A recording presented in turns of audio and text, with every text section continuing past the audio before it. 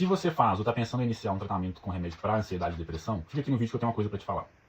Hoje eu inicio a segunda quinzena do meu tratamento para ansiedade e depressão com um medicamento chamado escitalopram, que é um inibidor da recaptação de serotonina.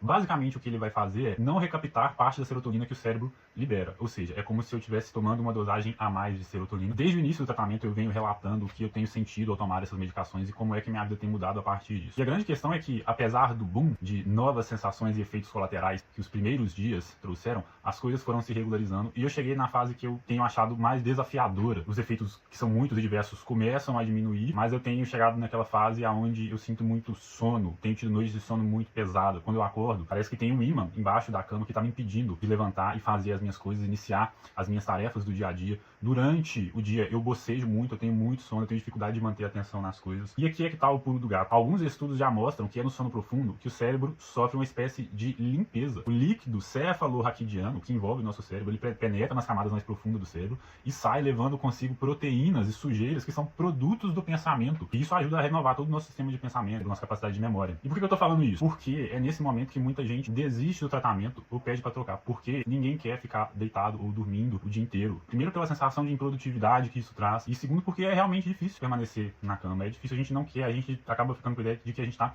no fundo do poço. Mas na verdade, talvez esse seja o momento mais importante do tratamento, porque é onde o seu organismo, é onde o medicamento está fazendo o seu organismo, o seu cérebro se reorganizar para que você consiga daqui a pouco se reerguer e voltar para as suas atividades, voltar a fazer as suas tarefas, conseguir pensar, conseguir comer, conseguir andar, falar, que seja, dependendo do estado que você está. E uma outra coisa importante que eu queria trazer, aqui no livro do Skinner, sobre o comportamentalismo, ele vai dizer sobre o pensamento o seguinte: nas formulações mentalistas, o ambiente físico é deslocado para a mente e se torna experiência. O comportamento é transferido para a mente como propósito, intenção, ideias e atos de vontade. Ou seja, pensar não é apenas pensar. Pensar é ter e adquirir experiência. E eu, como bom melancólico que sou, tendo a pensar nas coisas e na vida de maneira muito negativa. E isso sempre me afetou demais. Então o que eu digo para você é, se esse é o seu caso, tenha o controle dos seus pensamentos. Eu sei que às vezes o nosso pensamento, ele é terceirizado, ele depende de alguém. A nossa felicidade, o nosso bem-estar, se o nosso dia vai ser bom ou ruim, ele depende de outras pessoas. Mas não pode ser assim. Por mais difícil que seja, eu tenho que ter o controle desse pensamento e eu tenho que decidir como eu vou pensar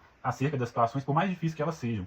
Tudo bem, eu estou passando por um momento difícil, mas eu posso pensar que esse é um momento difícil que vai me fazer crescer, que vai me fortalecer, aonde eu vou aprender. Eu cometi erros, mas são esses erros que me fazem aprender, que vão me fazer subir, que vão me catapultar para outro patamar, e esse é só um momento. O que é diferente, né, para uma pessoa melancólica como eu, que sempre pensa no pior, que sempre pensa nas mazelas da vida, que sempre pensa em como as coisas são difíceis. Eu tenho que ter o poder e a capacidade de percepção de não entrar nesse ciclo de pensamento que é vicioso e dar um basta. Porque, como disse a doutora Ana Beatriz, né, numa palestra que eu fui esses dias, o nosso cérebro ele aguenta um ano e meio de pensamentos negativos. Depois disso, existe uma grande chance de a gente entrar num processo depressivo. Então, por favor, não desista, você que está iniciando tratamento ou que pensa em iniciar, assuma o controle de seus pensamentos e dos seus sentimentos. Tenta se perceber, por mais difícil que seja, tenta não olhar as coisas pelo lado negativo. Você vai conseguir, você dá conta, você vai sair dessa. E se você está nesse período, desse estado de muita sonolência, de dormir demais, de querer trocar medicação e não está dando conta, saiba que esse momento pode ser extremamente importante no seu processo de recuperação. Eu não sou psicólogo, eu sou formado em educação física, mas eu estou aqui relatando a minha vivência, trazendo para vocês a minha realidade, que não é a realidade perfeitinha, de tudo dando certo, de realizações e de consumo,